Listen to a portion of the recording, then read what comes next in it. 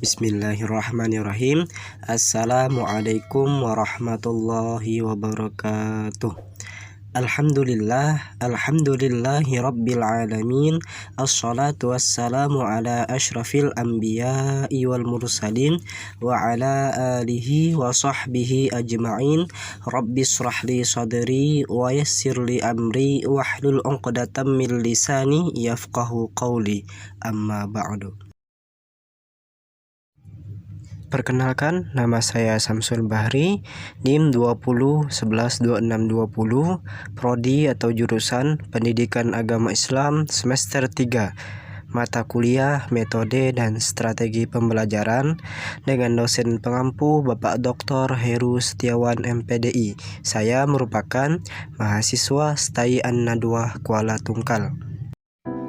Baiklah, di dalam kesempatan kali ini dan di dalam video kali ini saya akan menyampaikan tentang desain metode eksperimen dalam pembelajaran pendidikan agama Islam. Pengertian metode eksperimen ditinjau dari bahasa, eksperimen adalah percobaan yang bersistem dan berencana, membuktikan kebenaran suatu teori, sedangkan secara istilah, metode eksperimen adalah metode pemberian kesempatan kepada anak didik, perorangan ataupun kelompok untuk dilatih melakukan suatu proses atau percobaan.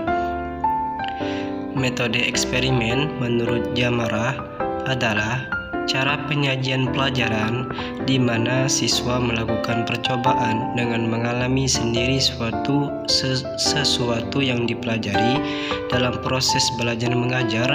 Dengan metode eksperimen, siswa diberi kesempatan untuk mengalami sendiri atau melakukan sendiri, mengikuti suatu proses, mengamati suatu objek, keadaan atau proses sesuatu. Dengan demikian, siswa dituntut untuk mengalami sendiri, mencari kebenaran dan menarik kesimpulan dari proses yang dialaminya itu. Selanjutnya, penggunaan teknik eksperimen agar efektif dan efisien. Yang pertama, dalam eksperimen, setiap siswa harus melakukan percobaan, maka jumlah atau alat dan bahan atau materi percobaan harus cukup bagi setiap siswa. Yang kedua, agar eksperimen itu tidak gagal dan siswa menemukan bukti yang meyakinkan atau mungkin hasilnya tidak membahayakan, maka kondisi alat dan mutu bahan percobaan yang digunakan harus baik dan bersih. Yang ketiga, kemudian dalam eksperimen, siswa perlu diteliti dan konsentrasi dalam mengamati proses percobaan, maka perlu adanya waktu yang cukup lama sehingga mereka menemukan pembuktian kebenaran dan teori yang dipelajari.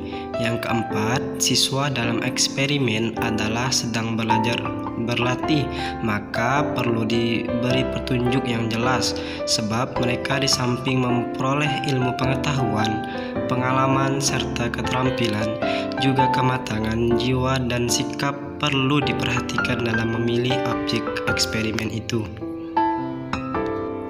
Selanjutnya, peran guru dan murid dalam metode eksperimen. Adapun peran guru adalah sebagai berikut. Yang pertama, sebagai perencana. Dalam proses belajar mengajar dengan menggunakan metode eksperimen, guru membuat rencana pengajaran yang meliputi mempersiapkan alat-alat yang diperlukan dan tempat duduk siswa, menciptakan kondisi belajar yang mendukung. Yang kedua, sebagai pengajar. Dalam hal ini, guru memberikan penjelasan dan mendemonstrasikan sesuatu prosedur atau proses, mengusahakan seluruh siswa agar dapat mengikuti atau mengamati dengan baik serta memberi kesempatan kepada siswa untuk mencoba melakukan sendiri. Siswa merasa sendiri sehingga siswa merasa yakin tentang kebenaran suatu proses.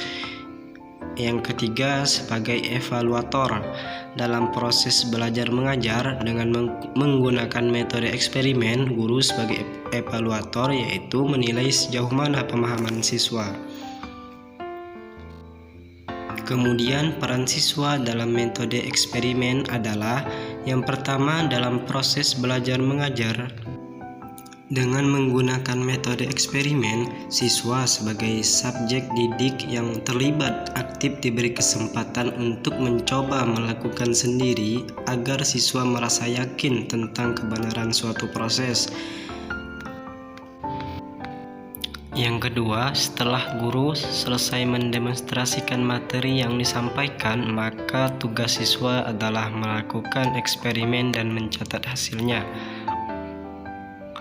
Adapun kelebihan dan kekurangan metode eksperimen adalah sebagai berikut. Kelebihan metode eksperimen: yang pertama, metode ini dapat membuat siswa lebih percaya atas kebenaran atau kesimpulan berdasarkan percobaannya sendiri. Yang kedua, siswa dapat mengembangkan sikap untuk mengadakan studi eksplorasi, menjelajahi tentang ilmu dan teknologi. Yang ketiga, siswa memperoleh pengalaman dan keterampilan dalam melakukan eksperimen. Yang keempat, dapat menggunakan dan melaksanakan prosedur metode ilmiah dan berpikir ilmiah. Yang kelima, siswa dapat aktif mengambil bagian yang besar untuk melaksanakan langkah-langkah dalam cara berpikir ilmiah. Hal ini dilakukan melalui pengumpulan data-data observasi, memberikan penafsiran serta kesimpulan. Dan yang keenam, dapat melaksanakan metode ilmiah. Siswa merasa lebih puas dan memahami materi dengan baik.